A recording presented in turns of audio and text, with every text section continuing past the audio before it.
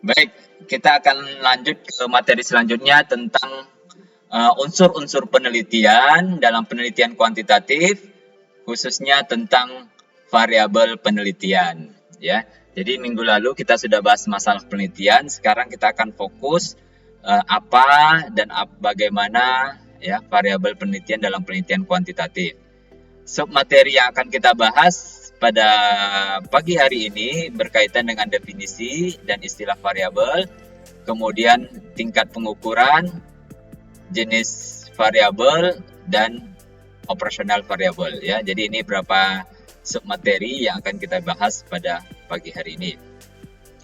Oke, ada beberapa istilah ya yang muncul ya sebelum kita akan bahas definisinya. Yang pertama adalah konsep gitu ya. Kemudian ada construct gitu ya. Kemudian ada namanya variabel. Nah, mungkin sebagian kalian sudah menjelas ya tentang apa itu konsep, apa itu construct, apa itu variabel penelitian. Ada yang tahu tentang konsep? Apa istilah atau istilah definisi tentang konsep? Ada yang tahu? Konsep. Konsep psikologis. Ada tahu nggak contoh konsep psikologis yang Anda pelajari sebelumnya? Ayo. Konsep. Masa nggak ada yang tahu konsep psikologi?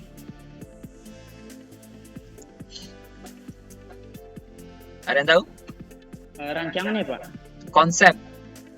Konsep. Gagasan ya Pak. Gagasan. Contohnya konsep psikologis. Kalau saya tanya apa itu contoh konsep psikologis?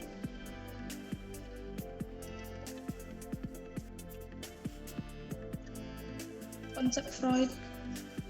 Ya yang Anda pelajari psikologi umum, psikologi sosial, dan yang lainnya. Contoh satu aja. Konsep. Suatu istilah yang membedakan dengan yang lain. Nah, saya kasih gambaran. Konsep psikologis yang saya pelajari misalkan tentang intelijensi. Nah, itu kan konsep intelijensi. Ada lagi? Saya bisa kasih contoh. Apa lagi selain itu? Masa nggak ada yang bisa? Perkembangan Pak. Perkembangan ya, cuma mungkin masih umum gitu ya. Atau istilah dalam perkembangan apa? Ada istilah-istilah nggak atau konsep dalam perkembangan? Kognitif. Kognitif gitu ya. Jadi konsep itu satu yang mungkin istilah, satu yang kita gunakan untuk membedakan dengan yang lain ya. Jadi kalau kita lihat definisinya, ini mudah sebenarnya, mungkin Anda agak ini ya. Jadi konsep itu istilah yang digunakan untuk memahami fenomena yang hendak diteliti ya. Jadi konsep itu sebenarnya kumpulan dari ciri-ciri ya atau kejadian-kejadian ya. Bagaimana kita mengklasifikasikan suatu objek atau kejadian atau pengalaman ya. Jadi ada juga namanya istilahnya konseptualisasi ya. Bagaimana kita menjelaskan konsep berdasarkan hasil atau literatur review ya. Konsep ini dibagi dua, ada yang konkret, misalkan yang jelas, fisiknya jelas ya, rumah, sepeda, sekolah. Kenapa kita katakan rumah itu sebagai konsep, sepeda itu? Karena dia merupakan kumpulan dari karakteristik atau objek-objek tertentu gitu ya. Kalau misalkan Anda lihat roda, ya mungkin roda itu punya konsep spesifik. Kemudian roda, ada berapa dua roda, kemudian dikasih ini gitu ya. Baru kepikiran, oh itu sepeda gitu ya. Misalnya begini, kalau saya tanya alat transportasi yang lagi populer pada COVID ini apa? Anda mungkin kepikiran, oh sepeda gitu ya. Sepeda itu ya banyak ya. Sepeda itulah konsepnya. Jadi memudahkan kita di dalam memahami suatu fenomena gitu ya. Kalau yang abstrak, konsepnya dalam psikologis intinya ya. Itu ada keadilan, harga diri, kecemasan, tadi ya contohnya kognitif ya, emosi, marah, banyak lagi gitu ya. Dan saya pikir ini Anda sudah pelajari banyak konsep-konsep yang ada di psikologi. Makanya kita harus banyak baca karena nanti dalam masalah penelitian itu kita harus bisa memformulasikan orang teriak-teriak kasar itu ciri apa ya. A. Marah, B. Bahagia, C. Senang. Apa jawabannya? Marah. Nah, marah kan? Marah, Pak. Kenapa Anda bisa jawab marah? Karena Anda sudah ada ya. Kok marah itu konsepnya itu terdiri dari gini. Ciri-ciri marah tuh ini, karakteristik marah tuh seperti ini. Itu konsep ya. Nah, konsep yang memiliki abstrak. Nah, jadi itu namanya konstruk ya. Konstruk, suatu yang abstrak, konsep abstrak ya. Jadi konstruk ini konsep yang abstrak yang biasanya digunakan di dalam penelitian ya. Jadi misalkan konsep abstrak ini bersifat abstrak ya. Jadi abstrak ya, konstruk itu konsep yang bersifat abstrak, tidak dapat diukur secara langsung dan kadang-kadang bersifat kompleks gitu ya. Kayak intelijensi, agresif, bisa nggak kita ngukur langsung agresif atau intelijensi? Enggak ya, karena itu perlu ada indikatornya. Jadi konstruk itu perlu ada indikator yang harus jelas gitu ya. Nah, tapi kalau kita ngukur berat badan itu kan jelas gitu ya. Anda datang atau naik ke timbangan, kemudian Anda lihat langsung diukur ya. Tapi kalau untuk konstruk itu bersifat abstrak dan pengukurannya biasanya tidak langsung. Yang Anda ukur itu bukan konstruknya, tapi yang Anda ukur adalah indikator. Indikator marah itu adalah pertama, berkata keras, berteriak, berkata kasar gitu ya. Nah, itu indikatornya yang Anda ukur ya. Jadi bukan langsung marah gitu ya. Kalau kita menggunakan kuesioner, saya orangnya pemarah. Ya, itu nggak tepat gitu ya, karena ada biasnya. Tapi nanti diukur, saya mudah berteriak, saya mudah terpancing emosi saya mudah berkata kasar. Nah, jadi itu ya, saya mudah berkata kasar ketika menghadapi situasi yang tidak menyenangkan ya. Nah, itu yang konstruk ya. Maka di dalam konstruk ini ada sifatnya unidimensional konstruk ya. Berat badan, misalkan marah ya. Marah ini udah spesifik ya. Unidimensional ini maksudnya tuh konstruk yang hanya terdiri dari satu dimensi ya. Berat badan kalau psikologisnya marah, spesifik. Tapi kalau multidimensional konstruk yang dibangun ya berdasarkan beberapa dimensi. Kayak intelijensi ini secara teori kan tidak hanya satu. Ada intelijensi dalam kosakata, verbal. Ada intelijensi dalam numerik. Ada intelijensi dalam bidang interpersonal. Ada intelijensi dalam memori. Jadi dia multidimensional gitu ya. Jadi ini konstruk ya. Kemudian itu konstruk ya. Kemudian yang berikutnya adalah, ya ini contohnya dulu, konsep konstruk ya. Konsep abstrak nama konstruk ya. Di dalam psikologi yang positif ya, harga diri, kebahagiaan, percaya diri gitu ya. Senang gitu ya. Dalam negatif ya, agresif, stres, depresi, kecemasan gitu ya. Jadi dua hal ini ya di dalam konstruk psikologis ini yang banyak diteliti ya. Maka ada istilahnya psikologi positif, itu yang membahas tentang kekuatan potensi manusia, kebahagiaan, syukur, pemaafan. Kalau yang negatif ya stres, agresif, kecemasan dan yang lainnya ya. Ini konsep dan konstruk di dalam psikologi. Oke, kemudian variabel ya. Nah, ini yang materi kita yang sekarang ya. Variabel ini konsep mengenai atribut yang memiliki nilai secara bervariasi, baik kualitatif maupun kuantitatif ya. Nah, kuantitatifnya ditunjukkan dengan skornya ya. Kalau kualitatif tinggi, rendah gitu ya. Jadi minimal variabel ini memiliki dua ya nilai bervariasi. Tapi kalau satu tidak, itu namanya konstan ya. Variasinya tetap. Tapi variabel suatu yang bervariasi ya, itu harus memiliki nilai yang bervariasi. Contoh intelijensi ya, konstruk memiliki nilai skor ya, IQ yang rendah sampai yang tinggi. Atau dalam bentuk angka ada yang 90, 100, 120, nilainya memiliki bervariasi ya. Jadi sesuatu yang bisa diukur ya itu namanya variabel gitu ya. Yang memiliki nilai bervariasi. Oke. Itu yang dimaksud dengan variabel. Nah, kita akan masuk ya di dalam menentukan variabel ini ya, ada tingkat pengukurannya gitu ya. Nah, pertama ada dalam tingkat pengukuran variabel itu ada nominal, ada ordinal, ada interval, ada rasio ya. Nah, saya akan coba jelaskan ya.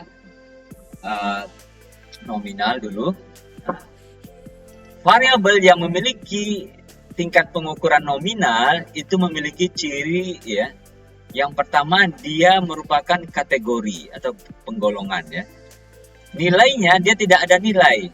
Contoh, SSE itu status sosial ekonomi ya, suku ya.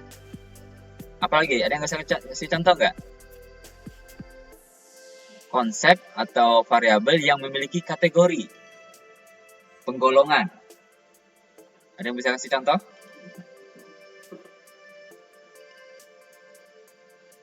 Apa? Nah, yang konsep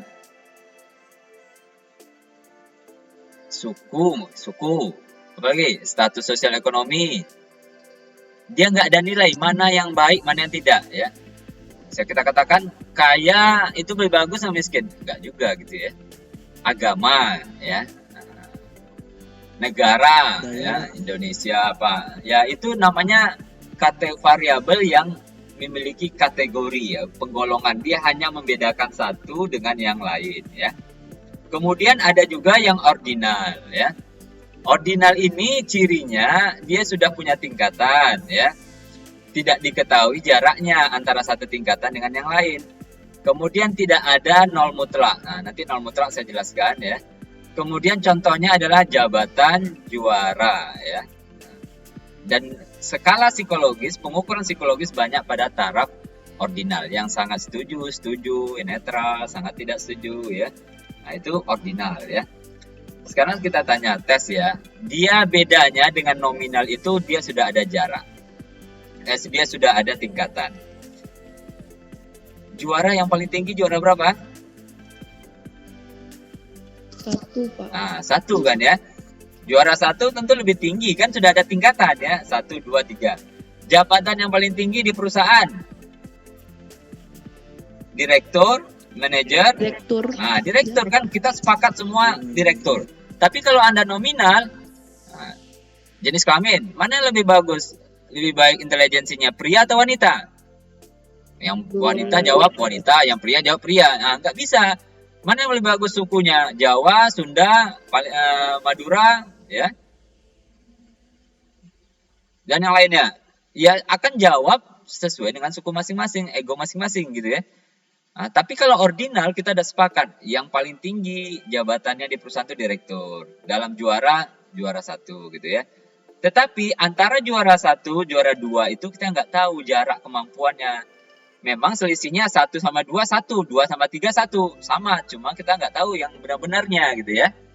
Jaraknya ya. Ya. Kemudian tidak ada nol mutlak. Nol mutlak itu ya artinya ya nol ya. Nol itu bersifat relatif ya. Kalau dia nggak dapat juaranya ini ya bukan berarti dia nggak pinter gitu ya, nggak pandai gitu ya. Nah, tapi ada, cuma nggak, rankingnya nggak ada. Oke, itu yang kedua. Yang ketiga adalah interval. Dia sudah ada tingkatan, jaraknya sama, cuma belum ada nol mutlak. Contohnya suhu, IQ. Nah, sebenarnya di psikologis agak jarang ya konsep yang menggunakan pengukuran interval. IQ mungkin ya. IQ ya, suhu ya, suhu ya. Pengukurannya, oh ya tadi pengukurannya kalau nominal hanya modus ya. Modus itu masih ingat ya pelajaran matematika statistik ya di sekolah ya. Modus itu jumlah presentasi yang paling banyak. Kalau median titik tengah. Kalau interval udah bisa min standar deviasi ya. Misalkan kalau dalam kelas berapa persen jumlah pria wanita itu modus gitu ya, berapa banyaknya. Kalau median itu titik tengahnya ya. Kalau min itu sudah rata-ratanya standar deviasi ya. Nah, itu yang sudah penyimpangannya gitu ya yang dibakukan. Nah, suhu ya itu sudah jelas jaraknya ya, antara 10 ke 20 gitu ya Celcius gitu, jaraknya sama gitu ya. Jadi ada sudah jaraknya, sudah intervalnya jaraknya sama, cuma belum ada nol mutlak. Kenapa nggak ada nol mutlak? Suhu 0 itu ada nggak? Ada nggak suhu 0 Celcius? Ada kan? Tapi suhu 0 itu ada suhu apa enggak? Ada, Pak. Ada kan? Maka Pak. tidak ada nol mutlak. Tidak ada. Nol di sini nggak mencerminkan ketiadaan ya. Nol, suhu 0 itu artinya ada suhunya, dingin sekali gitu kan. Tapi kalau rasio tingkatannya ada, jaraknya sama, ada nol mutlak, berat, tinggi gitu ya. Biasanya variabel fisik ya, kecepatan. Ada nol mutlak itu maksudnya 0, beratnya 0, ada nggak barang tuh? Nggak ada kan? Kecepatannya 0, bergerak nggak benda tuh? Nggak ada. Tingginya 0, berarti nggak ada ini, berarti ada nol mutlak. Duitnya 0 rupiah, ya memang nggak ada duit gitu ya. Tapi angkanya ada, nah, maka 0 itu melambangkan nilai yang sebenarnya. Kalau yang lain itu tidak. Anda IQ-nya 0, atau Anda dapat mata kuliah pelajarannya misalnya kuisnya dapat 0, kira-kira Anda pengetahuannya gimana? Ya kan nggak ada. Kalau dalam angka 0 kan nggak ada, padahal ada. Maka itu disebut dengan tidak ada nol mutlak. 0 itu tidak mencerminkan daripada nilai yang sebenarnya. Ini ya, sampai sini ada yang mau ditanyakan dulu. Nominal, ordinal, interval, rasio. Ini penting ya untuk kita membahas nanti di dalam tingkat pengukuran di dalam variabel. Oke, kita lanjutkan. Nah, ini jenis variabel ya, secara umum ada variabel kategori dan yang kedua variabel continuous ya. Variabel kategori masih ingat ya, menempatkan variabel berdasarkan ciri kategori tertentu. Masih ingat yang ini ya.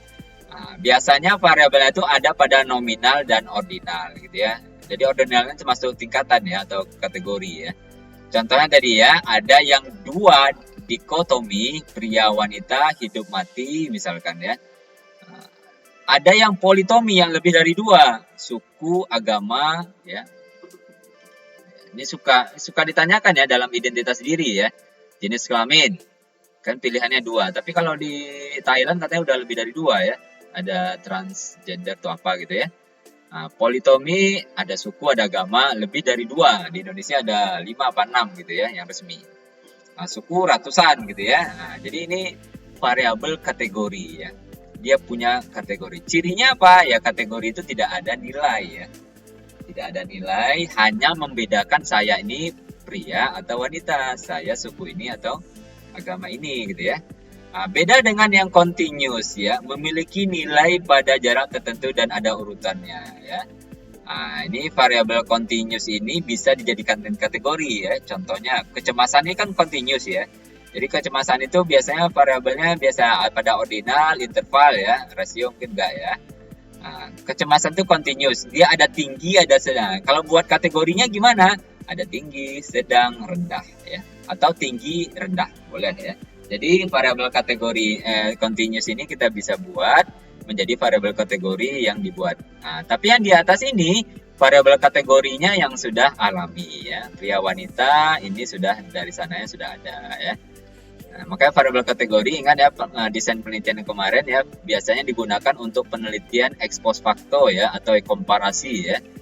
Nah, pria, wanita, suku, agama ya. Jadi kalau kita teknik analisis datanya atau desain penelitiannya, kalau kita menggunakan variabel kategori biasanya desain penelitiannya yang komparasi ya. Oke, variabel continuous ya. Nah, ini contohnya kecemasan, harga diri, konsep diri. Nah, ini banyak ya, variabel psikologis umumnya continuous. Oke, yang berikutnya jenis variabel yang banyak dibahas juga. Nah, ini penting ya. Dalam penelitian yang lumrah atau lazim digunakan adalah pertama variabel bebas atau independen. Simbolnya biasa di X gitu ya. Adalah variabel yang mempengaruhi atau yang menjelaskan atau yang prediksi ya, prediktor ya. Ini variabel independen. Kemudian ada variabel tergantung, dependen gitu ya. Ini variabel yang dipengaruhi atau yang dijelaskan atau kriteria gitu ya. Disimbolkan dengan Y. Kemudian ada variabel kontrol atau kendali. Variabel bebas ya, yang dikendalikan agar tidak mempengaruhi variabel tergantung. ya. Nah, nanti kita kasih contoh ya. Kemudian ada variabel moderator. Ini moderator ini adalah variabel bebas juga, tetapi bukan yang utama. Dia mempengaruhi ya hubungan antara variabel independen IF ya. Kalau independen ini independen variabel ya singkatannya ya, yang bebas. Kemudian DF ini dependent variabel maksudnya ya. Nah, jadi dia mempengaruhi antara hubungan variabel bebas dengan variabel terikat. Kemudian variabel mediator ini adalah variabel yang juga ya mempengaruhi hubungan variabel bebas dan variabel tergantung ya. Nah, variabel bebas dan variabel terikat atau tergantung. Nah, artinya apa? Bedanya apa? Biasanya nanti kita lihat contoh. Kalau variabel mediator ini, kalau nggak ada variabel mediator, hubungan antara variabel bebas dan variabel Y ini tidak akan terjadi.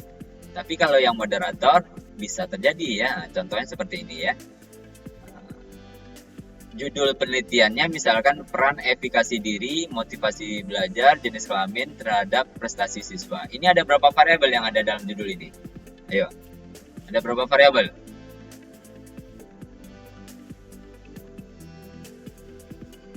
Berapa? Ada berapa variabel dalam judul ini? 4. Coba sebutkan. Efikasi diri. Ya, kemudian Efikasi diri, jenis kelamin, belajar. motivasi belajar, dan prestasi siswa. siswa. Oke ya. Efikasi diri jadi judulnya nanti kalau Anda baca jurnal bisa juga ya.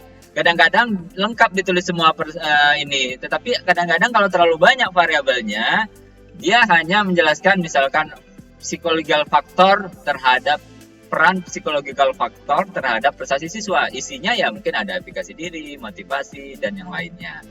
Kalau di sini jelas ya ada efikasi diri, motivasi belajar, jenis kelamin dan prestasi siswa.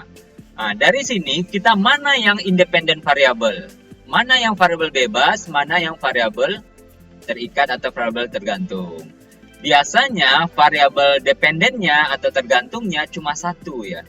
Mungkin siapa yang tahu variabel tergantungnya, variabel yang dipengaruhinya? Ya, prestasi siswa. Maka ingat ya, masalah penelitian itu adalah variabel tergantung atau variabel dependen yang dipengaruhi. Penyebabnya adalah variabel independen. Ingat ya, masalah penelitian yang kita bahas tadi itu ada di variabel dependen. Kalau di sini apa? Prestasi siswa. Kenapa masalah? Karena bisa jadi prestasinya menurun. Kenapa menurun? Penyebabnya efikasi, motivasi gitu ya. Nah, kita lihat ya. Karena apa? Di dalam kita menentukan jenis variabel penelitian ini, kita akan ya menentukannya berdasarkan teori ya. Berdasarkan teori mana yang mempengaruhi, mana yang dipengaruhi. Mana yang menjelaskan, mana yang dijelaskan ya. Nah, analisis datanya nanti juga tergantung pada hasil daripada literatur review kita. Nah, ini kalau desain penelitian misalkan contohnya seperti ini ya. Kedudukan variabelnya dalam penelitian ini misalkan. Efikasi diri X1 ya. Kemudian motivasi belajar. Ini kalau hanya 2 ya. Ini mungkin efikasi diri sebagai X independen ya. Motivasi belajar sebagai apa? Sebagai Y ya, dependen ya. Tapi di dalam penelitian ini tidak gitu ya. Nah, dia nyambung lagi. Prestasi siswa yang sebagai dependennya. Kemudian jenis kelamin sebagai apa? Variabel moderatornya. Kita perhatikan ya kedudukannya ya. Nah, kenapa saya katakan X1, X2, X3? Karena ini bisa sebagai variabel independen. Tetapi yang lebih ini ya X1, X2, X3 gitu ya. Sekarang kita lihat, ini desain risetnya gini ya, kerangka risetnya ya. Nah, ini kalau komplit ya, tapi kalau S1 biasanya cukup 2, 3 gitu ya. Yang pertama, efikasi diri ini mempengaruhi motivasi belajar atau berperan di dalam motivasi belajar. Efikasi diri itu apa? Ya, keyakinan kita untuk dapat melakukan sesuatu ya. Yakin kita yang kita mampu. Nah, mempengaruhi, kita baca teori. Oh, secara teori efikasi dirinya tinggi. Ya, ini bentuk korelasi kemarin ya. Efikasinya diri tinggi, motivasinya tinggi. Nah, kalau motivasinya tinggi, maka apa yang terjadi? Efeknya adalah prestasi belajar juga tinggi. Tetapi hubungan motivasi belajar dengan prestasi tinggi ini, prestasi siswa, itu tergantung daripada jenis kelaminnya. Oh, ternyata pria lebih rendah dibandingkan oleh wanita. Artinya, motivasi belajar ini dengan prestasi ini lebih kuat terjadi pada wanita dibandingkan pada wanita. Dari mana kita peroleh? Dari literatur review sebelumnya, ya. Jadi ini ya, jadi kedudukan di dalam penelitian, ya. Kalau motivasi belajar ini tidak ada, maka hubungan antara efikasi diri dengan prestasi siswa itu tidak terjadi. Nah, maka itu dia disebut dengan variabel mediator. Variabel mediator ya, menengahi antara efikasi diri dengan prestasi diri. Jadi beda ya. Memang saling mempengaruhi X1 dengan Y, tetapi kedudukannya dengan jenis kelamin beda ya. Yang motivasi belajar di antaranya, kalau yang ini jenis kelamin itu di antara ya. Nah, misalkan motivasi ini ya. Atau motivasi di antara, jadi kedudukannya itu dia tidak di tengah ya, tapi di bawah, kemudian mempengaruhi hubungan efikasi diri dengan prestasi siswa atau motivasi dengan prestasi siswa. Kemudian ada tadi variabel kontrol ya. Nah, kontrol itu maksudnya adalah misalkan saya hanya meneliti pada variabel atau pada jenis kelamin prianya saja. Saya ingin meneliti pada jenis kelamin wanita. Ya, misalnya jenis kelamin ini menjadikan variabel kontrol juga bisa. Saya ingin meneliti misalkan ya, prestasi siswa ini selain dipengaruhi oleh motivasi belajar, ternyata dipengaruhi oleh intelijensi. Maka saya ingin kontrol tuh intelijensi. Karena kalau saya tidak kontrol itu, maka intelijensi akan mempengaruhi prestasi siswa dan yang lainnya tidak akan menentukan. Maka saya mengontrol prestasi siswa. Saya ambil saja prestasi siswa itu intelijensinya yang sedang. Jadi saya peneliti pada siswa yang sedang semua. Yang tinggi, yang rendah saya abaikan. Tidak saya ikutkan di dalam penelitian. Itu namanya variabel kontrol ya. Mengontrol variabel agar tidak mempengaruhi variabel dependen, yaitu dalam hal ini prestasi siswa. Oke ya, itu ya untuk jenis variabel. Nah, kemudian di dalam variabel itu ada dua definisi ya. Yang pertama definisi konseptual ya, ini penjelasan mengenai variabel berdasarkan teori atau literatur yang kita pilih. Contohnya di sini misalkan kebahagiaan adalah pengalaman kegembiraan, kepuasan, atau kesejahteraan positif yang dikombinasikan dengan perasaan positif bahwa hidup seseorang adalah baik, bermakna, dan berharga. Menurut ya Lyubomirsky gitu ya, tahun 2008. Ini konseptual dari teori, buku yang kita baca, jurnal yang kita baca. Ada juga definisi operasional, penjelasan bagaimana variabel itu diukur.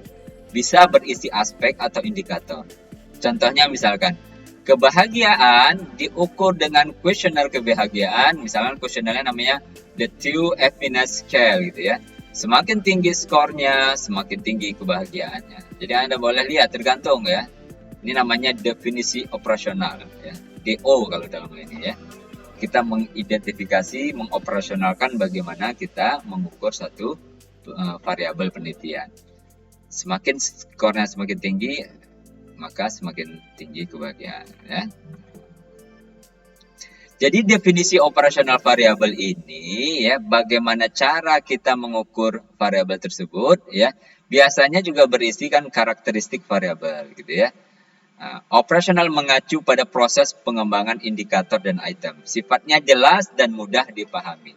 Jadi ini menjadi petunjuk bagi peneliti untuk mengukur variabel penelitian. Maka nanti Anda bisa melihat definisi operasional ini di jurnal, itu di bagian metode ya. Bagian pengukuran atau bagian alat ukur. Kebahagiaan intelijensi diukur dengan apa gitu ya. Nah, itu operasionalnya ya. Dengan konsep siapa, dengan skalanya siapa gitu ya. Nah, ini contoh-contoh yang lain ya. Definisi operasional bisa berdasarkan proses gitu ya. Lapar itu operasionalnya apa? keadaan di mana subjek tidak makan selama 10 jam misalkan ya. Atau berdasarkan kerjanya, rajin kuliah. Operasionalnya apa ya? Orang yang tidak pernah bolos atau absen kuliah. Berdasarkan kriteria, kecerdasan cerdas itu apa? Misalkan IQ di atas 120. Jadi itu mengoperasionalkan ya. Mengoperasionalkan variabel kita. Kalau konsepnya abstrak, ya itu harus kita baca teorinya, bagaimana dia mengukurnya. Ya, kayak tadi, marah. Marah itu bagaimana kita mengukur orang marah? Misalkan gitu ya, perkataan kasar. Sejauh mana orang itu mengucapkan kata kasar. Sejauh mana orang itu mengekspresikan emosinya. Nah, itu kalau kita menggunakan angket ya. Nah, ini contoh yang lain, prestasi akademik. Nah, bagaimana kita mengukurnya? Ya, mengukurnya berdasarkan nilai IPK semester ganjil, misalkan ya tahun berapa gitu ya. Harga diri, penilaian remaja terhadap dirinya diukur dengan menggunakan apa? Menggunakan skala. Misalkan Rosenberg atau apa gitu ya. Demokrasi, ya, indeks demokrasi politik terdiri dari 3 indikator: kebebasan politik, kebebasan berbicara, ya, misalkan ini ya, tergantung teorinya ya. Jadi kita harus paham konsep, definisi konseptual, kemudian kita cari ya, kita cari apa operasionalnya. Intelijensi secara konseptual misalkan pengukuran tentang kemampuan general individu, mulai dari reasoning ya, kemudian verbal, memori dan yang lainnya. Bagaimana mengoperasionalnya? Intelijensi diukur dengan alat tes, misalkan WISC ya, atau CPM dan yang lainnya gitu ya. Tergantung alat ukurnya apa ya. Jadi itu. Oke, kesimpulannya adalah konsep merupakan pemikiran abstrak untuk membedakannya dari elemen lain. Sedang konstruk itu adalah definisi teoritis ya dari suatu konsep yang harus bisa diamati, terukur, dan terkait dengan konsep lain. Sedangkan variabel yang memiliki nilai bervariasi dan biasanya digunakan dalam penelitian ya untuk hipotesis, untuk pengukuran ya. Nah, konsep variabel ini harus bisa diukur ya, karena banyak konsep yang mungkin sulit diukur gitu ya. Nah, kemudian ada operasionalisasi, bagaimana variabel itu diamati atau diukur. Baik ya, nah ini latihannya ya. Latihannya khususnya yang poin 5 ini dikerjakan nanti setelah ini ya, kemudian diupload ya, diupload tugasnya yaitu silakan Anda cari satu variabel psikologis, Anda jelaskan definisi konseptual dan jelaskan definisi operasionalnya ya. Nah, ini jelaskan definisi operasionalnya. Oke, sampai di sini ada yang mau ditanyakan dulu?